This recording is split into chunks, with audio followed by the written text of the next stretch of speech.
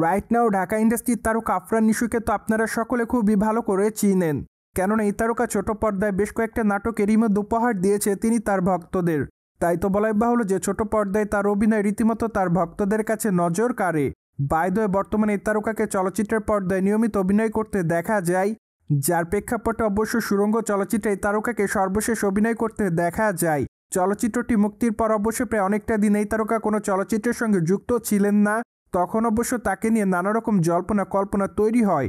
পাশাপাশি তখন অবশ্য অনেকে দাবি করেন নিশু হয়তো চলচ্চিত্রের পর্দা থেকে দূরে সরে যাচ্ছে, কিংবা হয়তো তিনি লুকিয়ে রয়েছে। তখন অবশ্য এই বিষয়গুলো নিয়ে নিশু কোনো মতামত করেনি। যাই হোক, বর্তমানে অবশ্যই নিশু এই বিষয়গুলো নিয়ে মতামত করেছে। পাশাপাশি বর্তমানে এক সাক্ষাৎকারে তিনি বলেন যে, আমি তো লুকিয়েছিলাম না, সবার মাঝেই ছিলাম। সিনেমা নিয়ে আমার নিজস্ব একটা ভাবনা আছে, পরিকল্পনা যাই হোক না কেন, নির্দিষ্ট সময়ে আমি আমার দর্শকদের সামনে আসতে চাই। সব কিছু যে আগে থেকে তাদেরকে জানিয়ে দিতে হবে, আমি সেটাতে বিশ্বাস করি না।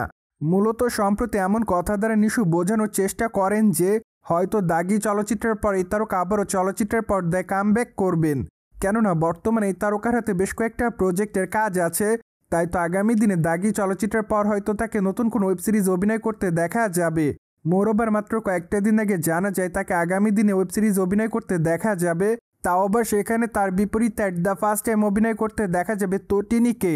মোরওভার তাদের আসন্ন প্রজেক্টটির নাম রাখা হয়েছে আজাদ, যা অবশ্য ঈদুল আজহাকে কেন্দ্র করে মুক্তি দেওয়া হবে বলে জানা যায়।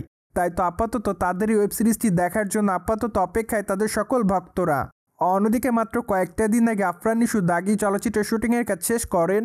চলচ্চিত্রটিতে অবশ্য তার বিপরীতে অভিনয় করতে দেখা যাবে তমা মির্জাকে, পাশাপাশি অবশ্য আরও অভিনয় করতে দেখা যাবে সুনেরা বিনতে কামালকে। তাই তো বলাই বাহুল্য যে অ্যাট দ্য ফার্স্ট টাইম এই তিন তারকাকে চলচ্চিত্রের পর্দায় দেখবে দর্শকরা।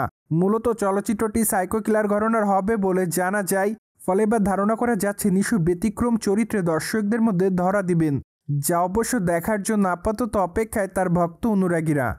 সোভিয়ার্স, জেনে তো নিলেন সম্প্রতি সময় ভক্তদের উদ্দেশ্যে কি বলেছেন ঢাকায় চলচ্চিত্রের তারকা নিশু। ফলে বিষয়টি নিয়ে আপনাদের কোনো মতামত থাকলে কমেন্ট বক্সে জানাতে ভুলবেন না। Subscribe our channel for more update.